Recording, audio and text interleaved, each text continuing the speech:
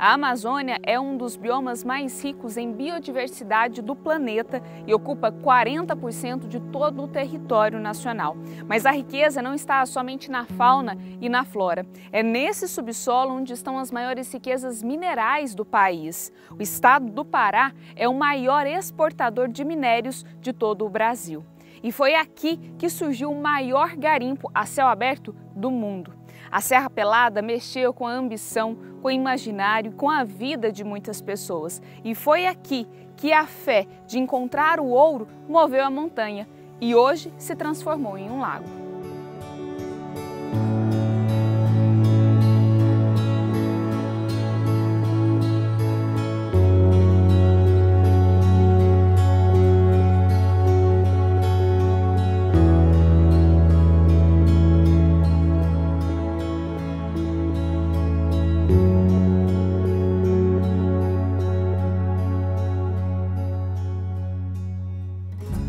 O Chico Osório é um entre os milhares de garimpeiros que veio para a corrida pelo ouro na cidade de Curionópolis, que fica a 130 quilômetros de Marabá, no sudeste do Pará. No início da década de 80, a fama da Serra Pelada fez com que o Chico Osório, aos 28 anos de idade, saísse do Maranhão, acreditando que no Pará poderia ficar rico. Eu saí com um sacão de dinheiro dessa altura, com 87 milhões na boroca, naquele tempo era milhões.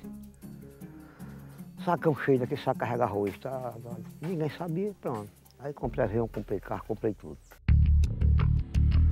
Segundo o que ele mesmo conta, chegou a encontrar mais de 1.000 quilos de ouro no auge da Serra Pelada. Ali tudo embaixo, pelo mapa satélite, a sondagem é forrada em ouro. Lá são 18 metros de cascalho rico, com 80% de ouro. Quer dizer, mais ouro do que terra. Então ali quando nós chegamos no ouro original, verdadeiro, aí os governos bandidos que passaram pela presidência da República fecharam a cava. Hoje, quase na casa dos 70 anos de idade, ele permanece na área da Serra Pelada e ainda acredita na promessa do ouro que vai chegar. Com algumas cavas abertas, já desceu até 30 metros abaixo do solo, na tentativa de encontrar o ouro e tirá-lo dali. E ele nem pensa em desistir, viu? Por isso eu estou aqui até hoje e estou tentando pegar outro, que o dinheiro já foi gasto todo. Mas agora eu vou ter que pegar mais. E aí, como vocês viram aqui no tipo de processo de trabalho, viu? A experiência é muito boa. Hoje nós estamos trabalhando com tecnologia, porque antigamente nós trabalhávamos na doidice, sabe? Hoje nós estamos sabendo não estar em cima do outro certinho.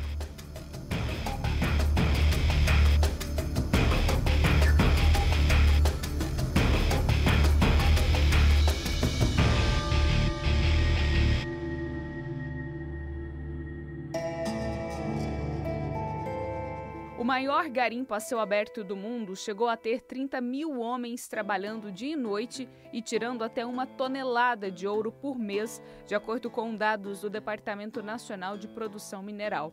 O fenômeno Serra Pelada também fez com que o Parazinho chegasse na região com seus 20 e poucos anos. Eu peguei o bonde da Serra Pelada. Eu cheguei aqui em 81. Aí o garimpo funcionava manual. Não tinha moinho, que agora tem britador, mas naquele tempo não tinha moinho, pegava, só juntava o cascalho com ouro, ia lavar na caixa manual, e aí a gente porava o ouro e ia vender, tinha uma cantina aqui do dono dessa fazenda, aí ele comprava o ouro da gente. Serra Pelada foi programada para não dar certo. Como assim? Serra Pelada foi um lugar onde era administrado pelo SNI, era o governo federal, o subsolo da União. O governo federal tinha esse controle. Então, tudo que se fazia aqui era de acordo à vontade do governo. Então, como o governo não queria que o garimpeiro ficasse, ao mesmo tempo que produzia riqueza, o próprio governo criava dificuldade para que o garimpeiro não pegasse muito ouro, para não se fortalecer economicamente e criar dificuldade no futuro.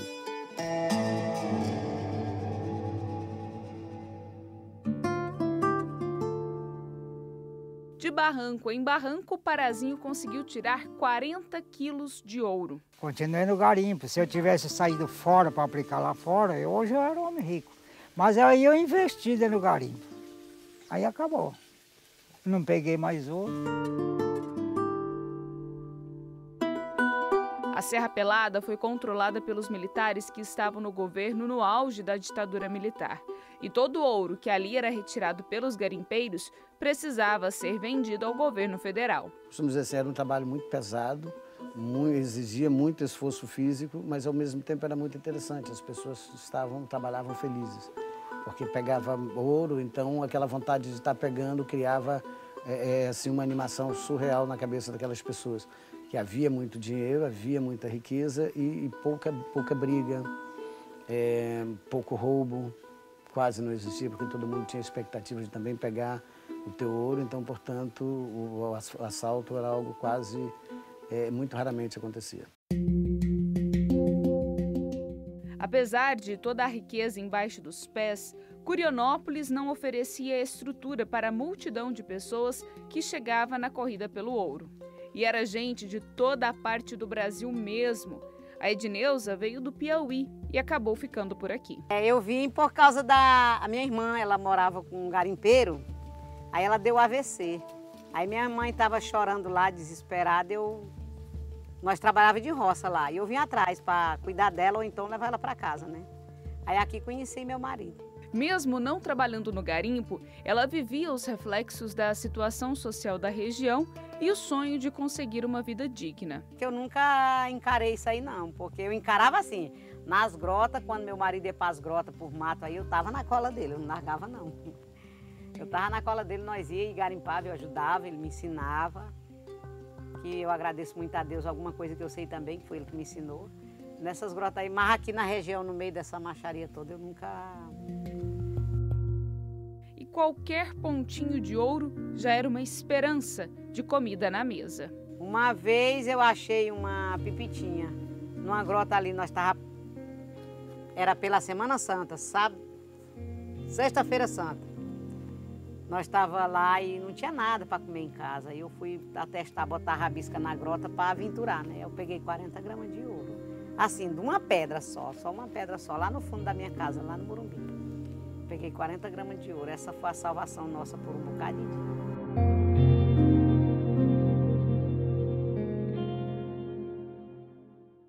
A região da Serra Pelada era licenciada para que a Companhia Vale do Rio Doce fizesse a extração de minérios.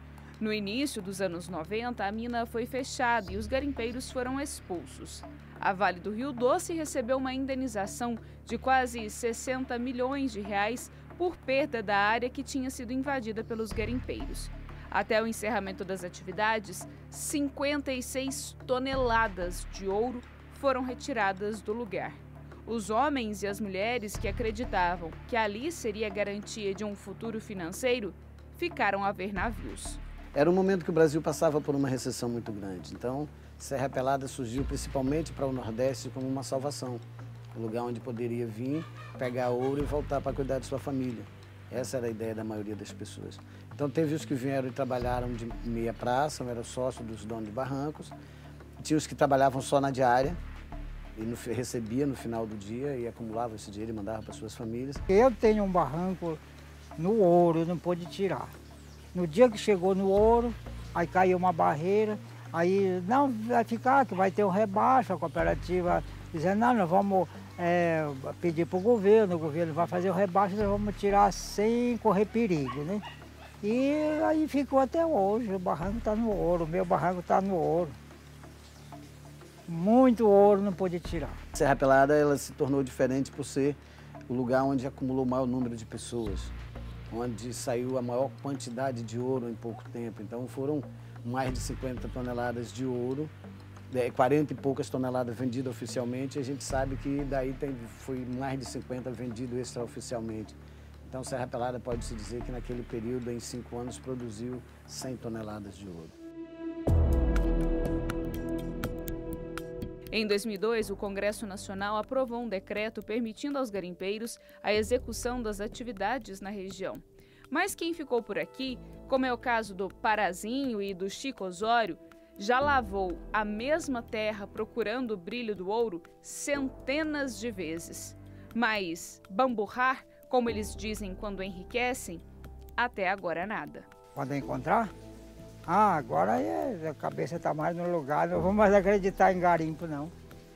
Aí vou pegar, sair para fora e procurar um lugar para ficar mais tranquilo, né? Aí, na verdade, vou desistir de garimpo se pegasse. Mas enquanto agora eu não tenho para onde correr, eu tenho que ficar no garimpo. Eu vou investir nas minhas filhas, entendeu? Porque cada uma já tem a sua casinha, já tem, mas não tem assim, uma maneira delas crescer. E enquanto eu estiver vivo e puder ensinar, eu estou ensinando, entendeu? Enquanto eu estiver vivo e puder ensinar elas como é que elas têm como é que elas fazem para crescer, eu estou ensinando, eu estou aqui para isso. Aquele ouro que eu peguei no passado, para mim vai ser mixaria agora. O passado vai ser mixaria para cá agora. E o que o senhor vai fazer com esse ouro todo? É o seguinte, eu vou comprar um helicóptero para mim e vou ficar, só vou para as capital, cidade e curtir minha vida.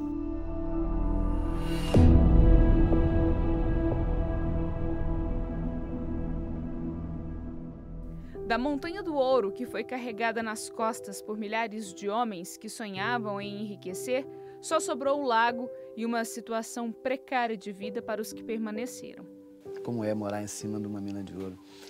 É um tio Patinhas ao contrário. É se ver um tio Patinhas ao contrário. Tio Patinhas mora em cima de uma montanha de ouro, mergulha no ouro. A gente está, porém é rico. A gente está em cima do ouro, sabe que ele existe, já ouvimos, na cava tem, a gente viu, deixou ele lá. E a comunidade basicamente pobre. Então é muito, muito triste e decepcionante para aqueles que são garimpeiros de origem, de verdade, que vieram para cá em busca de riqueza, largaram suas famílias e a maioria não voltaram mais e nem vão voltar. O senhor sabe o que é a primeira coisa que o senhor vai fazer quando encontrar o ouro? Sei. O quê? Uma casa. Uma casa, e aí de lá vou comprar mais terra, fazer uma chácara boa e ficar de boa.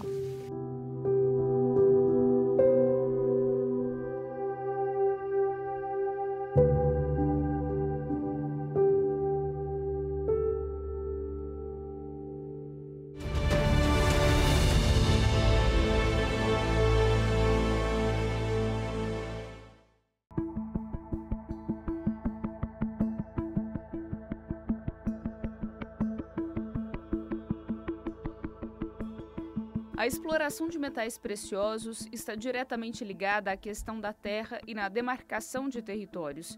Na região de Canaã dos Carajás, sudeste do Pará, o garimpo tem avançado em assentamentos que aguardam a regularização por meio da reforma agrária. Esse assentamento em que a Liliane mora pertence à União e espera a regularização desde 2015. Recentemente passou a ser alvo de invasões do garimpo. Foi quando um dos rapazes que gosta de andar no mato, que a gente chama de mateiro, achou um buraco em cima de uma serra, né? No qual daqui a pouco a gente vai visitar, e nos avisou. Então fui eu, Liliane e a dona Maria Alice, conhecida como a dona Neguinha, no primeiro momento. A gente foi lá e descobriu. Eles começaram aí, devagarzinho, que fazendo um poço. Aí entraram, tá fazendo esse poço, e aí a gente foi lá, olhou o serviço lá, mas não era um poço.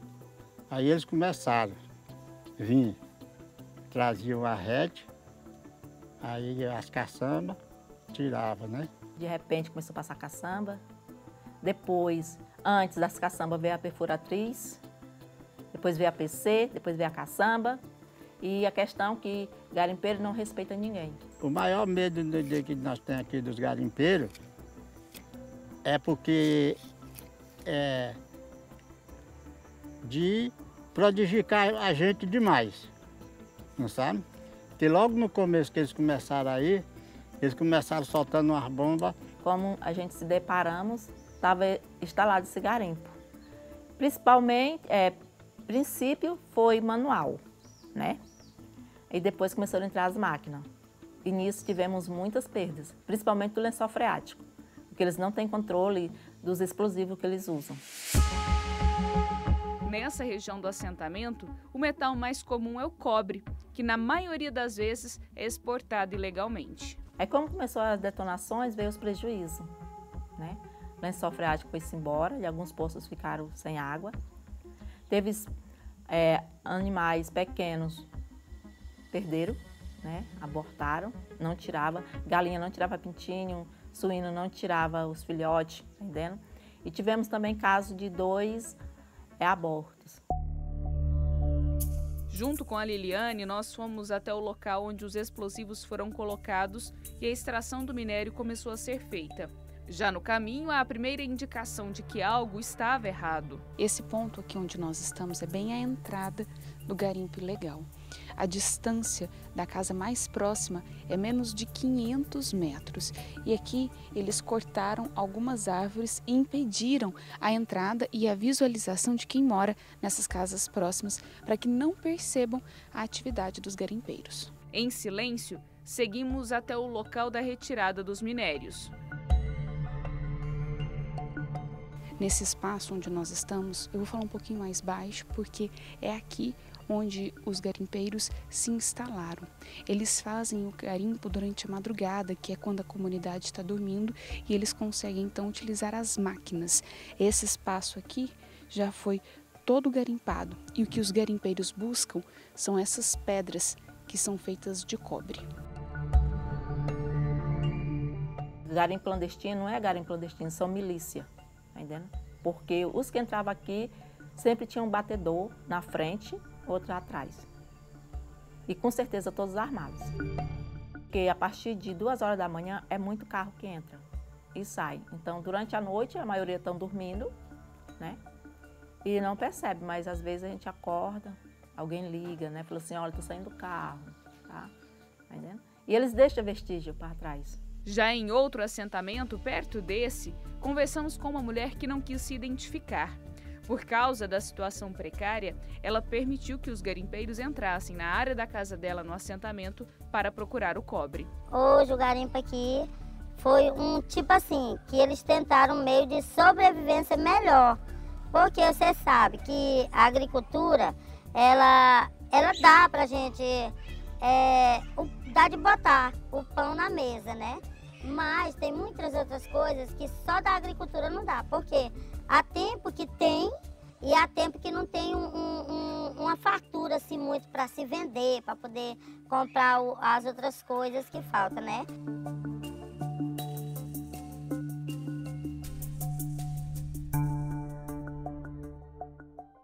Ela contou que recebeu R$25 mil que precisava para construir a própria casa em troca de permitir o garimpo no quintal da casa. Então chega e bota aquela propostazinha mesmo que às vezes não dá para ficar sem pegar por um tipo de necessidade. E eles mesmo que entram com maquinários às vezes para explorar, né? Só que quando dá, eles persistem, quando não dá, eles vão embora do mesmo jeito. E deixa tudo do jeito que tá. E às vezes eles prometem, não, a gente vai tentar aqui, mas quando a gente terminar aqui, se der bom a gente continua, se não der, a gente deixa tudo, mas é só ilusão. O problema é que além de não encontrarem o metal, os homens deixaram a escavação aberta e o prejuízo da contaminação das bombas. É um tipo de oferta que a pessoa se sente necessitada para pegar. Por exemplo, só um exemplo. Chega alguém na área do vizinho aí e diz, vizinho, aqui tem cobre aqui dentro da sua terra? Rapaz, nem sei. Se você aceitar a gente fazer uma pesquisa, a gente vai aí adiantar um trocadinho que você está precisando. Né? Às vezes nem muito, mas você está precisando. Porque essas coisas chegam quando você está precisando.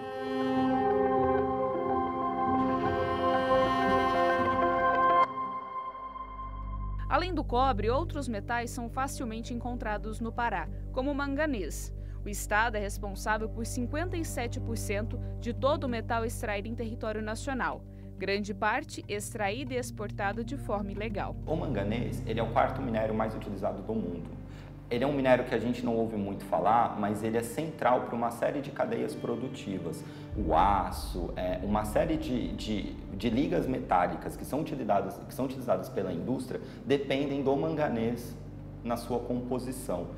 Ele tem, do ponto de vista do preço, a tonelada do manganês ela não é tão valiosa quanto a tonelada do ouro, né, de metais mais nobres, mas o nível de extração, o nível de usurpação mineral que é praticado aqui torna essa atividade bastante lucrativa.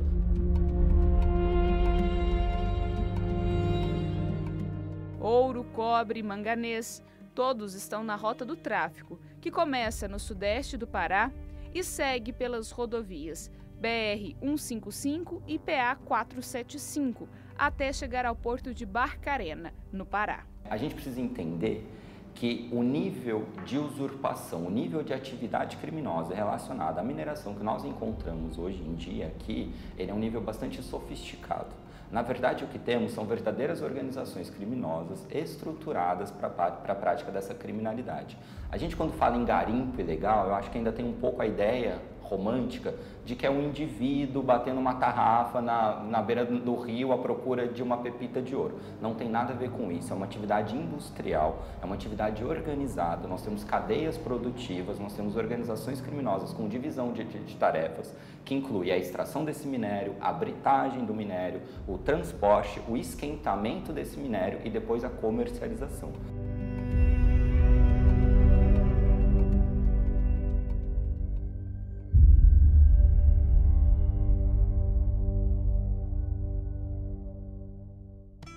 De acordo com as investigações do Ministério Público, o destino desse contrabando é o mercado chinês. A gente tem a questão desse transporte que acontece, em regra, pela Transamazônica por meio de caminhões e temos depois o esquentamento desse minério por meio de notas fiscais falsas, por fim até a sua exportação. O garimpo é comércio, virou comércio, né? Como eles dizem, virou agro, né? Então, mas só que esse agro deles não nos beneficia em nada. É uma organização criminosa, ela tem uma divisão bastante clara de tarefas, ela tem objetivos muito bem definidos e ela tem cooptado diversas autoridades e agentes públicos também. Nós já identificamos que essas organizações criminosas muitas vezes são compostas ou contam com agentes de segurança pública, autoridades fandegárias, autoridades relacionadas à fiscalização desse minério. Temos também a classe política, né, parte da classe política que é envolvida nessas atividades e temos também os empresários, temos esses grandes proprietários de terra que muitas vezes acabam se aproveitando dessas vastas extensões que eles possuem, muitas vezes, tantas vezes de maneira ilegal, inclusive, por meio da grilagem de terra, mas eles se assenhoram dessas áreas e passam a usurpar, passam a garimpar de maneira ilegal e extrair e depois comercializar esse minério.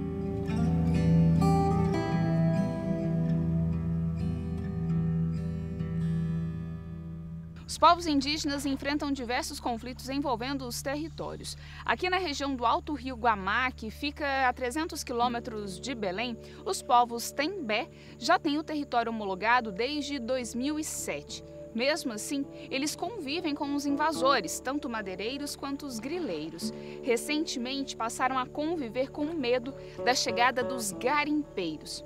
Toda essa região é rica em ouro, mas ela pode estar ameaçada.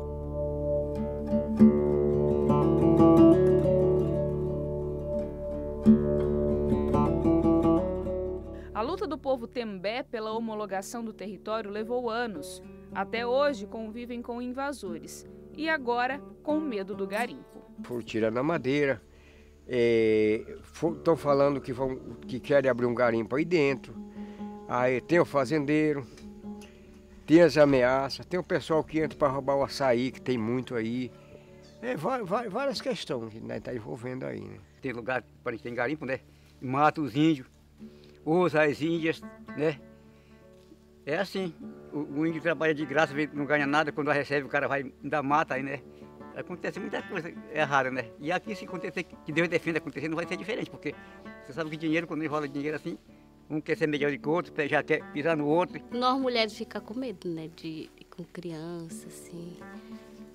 Aí é complicado a gente viver numa situação assim, de invasores, madeireiros.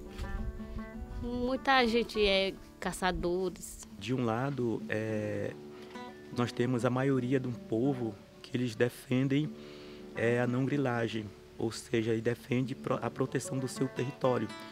Mas nós temos indígenas já influenciados com a sociedade branca, né, que estão ali falando em nome do povo, mas eles acabam aceitando lá fora essa entrada de de garimpagem nas terras indígenas.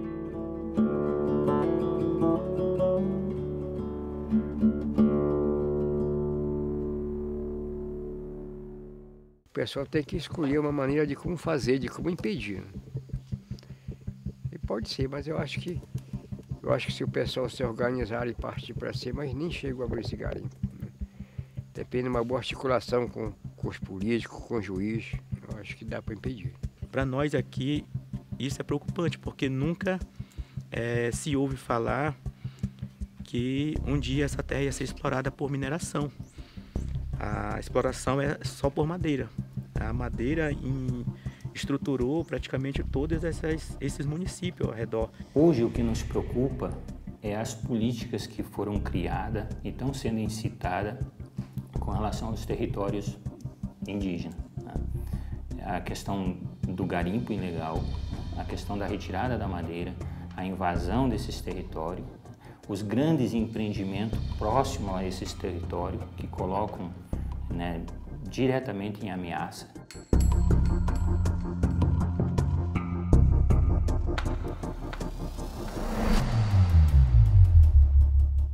A retirada de minério, né, de garimpagem, ela é o dobro de danos que vem, né? Nós temos comunidades Yanomami que ela está prestes a desaparecer do mapa, porque é comunidade pequena, mas todos lá estão contaminados. As crianças, os mais velhos, os jovens, né, que quer dizer que todos estão com câncer. Então eles vão sumir, né?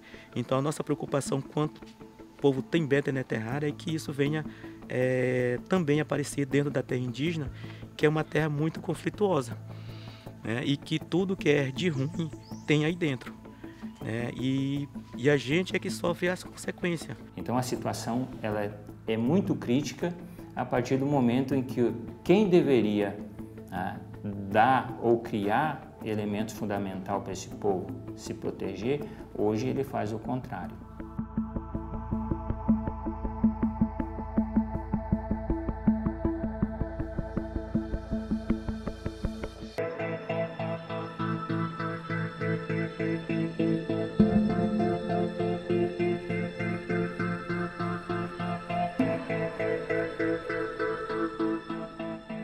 Podemos dizer que a Serra Pelada de agora, nessa região do Pará, está na Serra dos Carajás. Só que aqui é feita a mineração em grande escala por uma multinacional. É nesse local onde está a maior mina de ferro a céu aberto do mundo e com o maior teor de pureza. É uma atividade que movimenta milhões e trilhões de reais.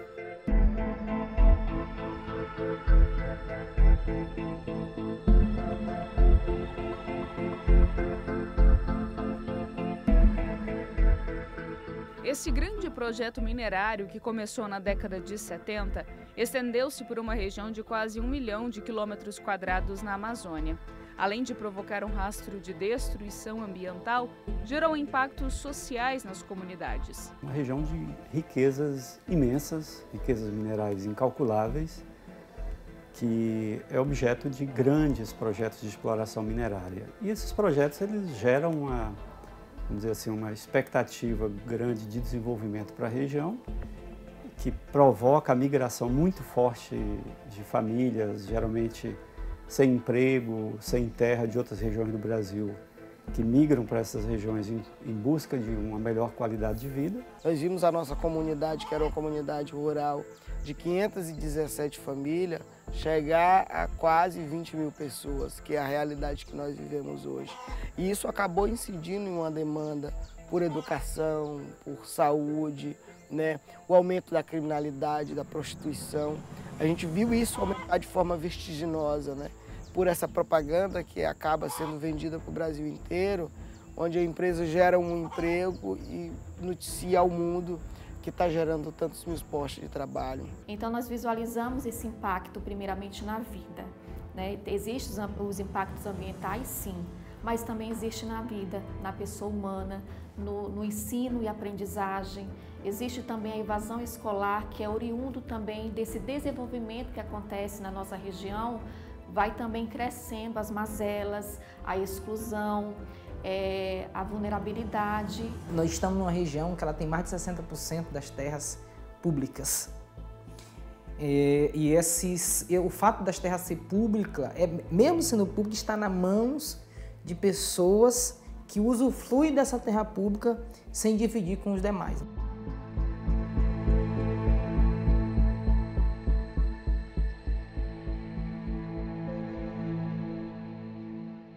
O projeto Carajás, da multinacional Vale, foi instalado na área da Floresta Nacional dos Carajás. Dos 400 mil hectares de floresta, 3,6% já foram usados para mineração. Apesar das terras serem da União, a multinacional tem a licença de exploração. À medida que a mina vai se expandindo, as famílias são expulsas. E isso é fruto de um processo de exploração desordenada, né, de um grande projeto que não tem compromisso com o povo brasileiro e nem com essa sociedade que aqui está. O projeto Grande Carajás tem a projeção de, em 22 anos, extrair mais de 6 bilhões de toneladas de ferro. São mais de 100 comunidades afetadas diretamente em seus territórios. A dona Maria Edilza está entre os afetados. Ela foi expulsa do território em que vivia. Canaã dos Carajás ela é uma terra rica, com o povo pobre, entendeu? Pode olhar no IBGE que o Canaã dos Carajás é o Canaã rico com o povo pobre. O assentamento onde as famílias estavam era de terras da União, mas com a expansão do projeto S11D da Vale, eles foram retirados. Até agora ela não recebeu nenhuma indenização e ainda está com uma moradia provisória.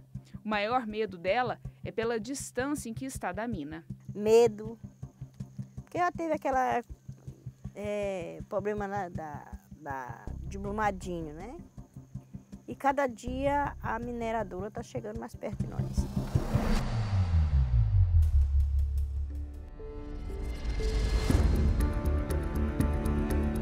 E na incerteza para onde irá, ela convive com a falta de esperança de dias melhores. Eu que estou aqui dentro, eu sei a necessidade das pessoas, a dificuldade para a gente produzir um pezinho de milho desse, sem condição.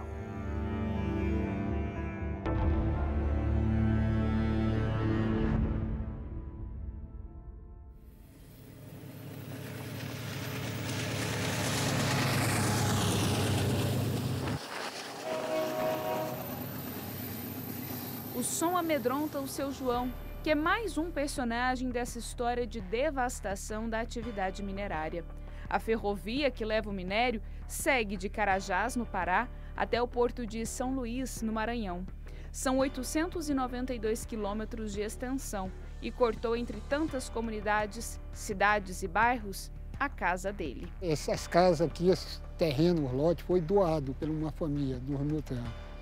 E aí todo mundo construiu sua casinha e estava criando seus filhos.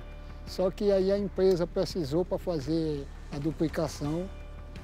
E aí, logo no começo a gente não sabia, né? Aparecia os funcionários de uma empresa fazendo levantamento, entrando na casa da gente e tudo, querendo saber o que a gente criava, tudo, quantos filhos tinha, tudo. E não dizia o que era, para que era, né? Aí veio os funcionários da Vale e falaram que precisava dos terrenos para indenizar. As pessoas são expulsas, literalmente, dos seus territórios. Então a ferrovia fez isso com muitas pessoas. E além disso, ela passou por dentro de terra de muitas pessoas também, de muitas propriedades. Ela passa por dentro de cidade, aqui em Marabá mesmo, ela afetou muitas moradias dentro da cidade. A indenização não chegou e quem insistiu em ficar convive com o barulho e o tremor que o trem traz. Mesmo com esse viaduto e essa passarela que nós estamos aqui, a zoada não diminuiu nada. Porque quando era uma só ferrovia, a primeira, era 80 vagão. E agora não, a duplicação é 160 vagão indo e voltando, 24 horas. Para nós é o monstro de ferro que passa todo santo dia aqui.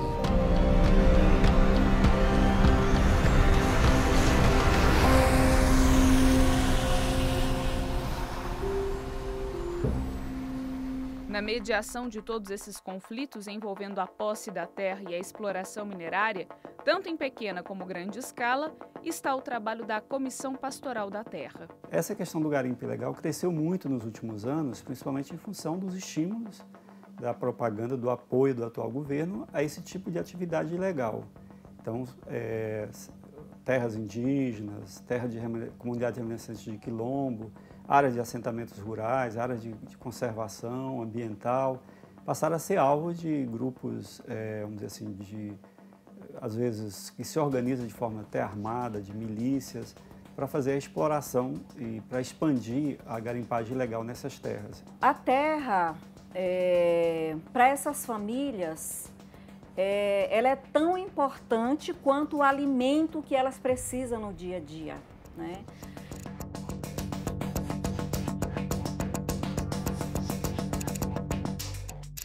Então, o trabalho da Pastoral da Terra tem sido no sentido de apoiar e assessorar as famílias que lutam pelo acesso, pelo direito ao acesso e pela permanência na terra, nos seus territórios. A agricultura familiar e o pequeno produtor, né, são perigosos para a mineração, né, porque eles têm lógicas de organização. Então, quanto mais longe eles estiverem da mineração, melhor para a empresa. E isso eu acho que é uma coisa que eu preciso dizer, porque a mineração e a Vale nessa região, ela, talvez antes até da universidade, da academia, ela reconheceu o lugar onde se realiza hoje a luta de classes. A luta de classes que historicamente a gente representou dentro da fábrica, né? Proletário, né? e burguesia, hoje ela se realiza no território. Então a gente orienta eles plantarem e de preferência que eles plantem, façam plantio de plantas permanentes, por exemplo, laranja, limão, tanja, cajá, cupuaçu, cacau. Porque nós temos essa convicção junto com as famílias que é plantando que se conquista a terra.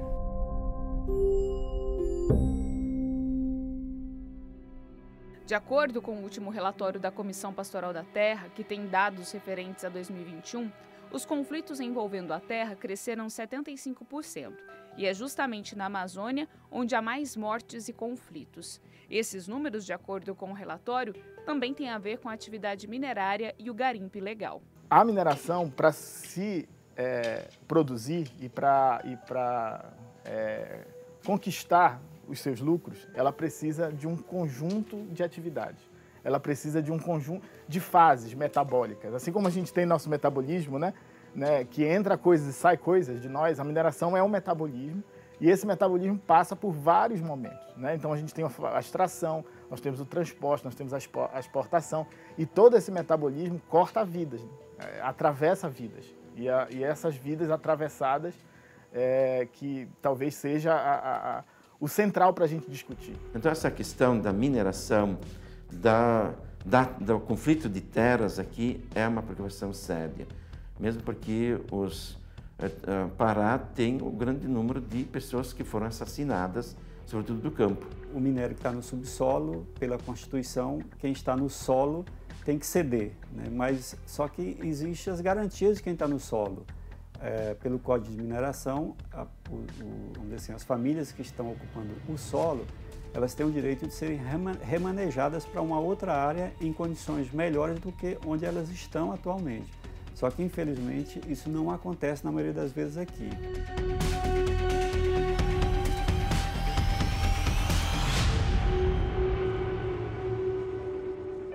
Nessa corrida pela riqueza, desde o boom da Serra Pelada até o projeto bilionário como o da Serra dos Carajás, a certeza que se tem é que o que faz brilhar os olhos não necessariamente põe o pão na mesa. Aqui a terra às vezes é muito cobiçada, porque, como eu disse, é uma região de muito minério, ouro, né? Ainda. Então, é claro, é cobiçada e faz com que também a violência ocorra. Mas o nosso trabalho é de paz, o nosso trabalho é de trabalhar com as comunidades, é levar Jesus Cristo, a palavra de Deus, a Eucaristia. A Amazônia, como essa biodiversidade que a gente entende, ela tem 13 mil anos. Tem povos aqui há 19 mil anos. A Amazônia é resultado do manejo de seus povos. Então, esse lugar que é fundamental para o planeta, sem os povos não é nada. Então, se a gente mata os povos, a gente está matando o mundo. Então, esse despertar para a valorização da nossa cultura, esse despertar para uma metodologia própria de acolhimento às realidades sociais que são gritantes, é um apelo, né, de um clamor que a ação pastoral vem dar resposta. É preciso que a gente coloque no horizonte um outro modo de pensar. A mineração, como experiência histórica na Amazônia, ela produz desastre, né? Não só no Brasil, não, no Brasil, né? Mariana, Brumadinho está aí para provar. Então a gente precisa outros caminhos. E esses outros caminhos não vão ser dados por nós, talvez. São dados por aqueles que resistem a essa lógica. São dados por aqueles que estão aí há 500 anos e nunca foram ouvidos.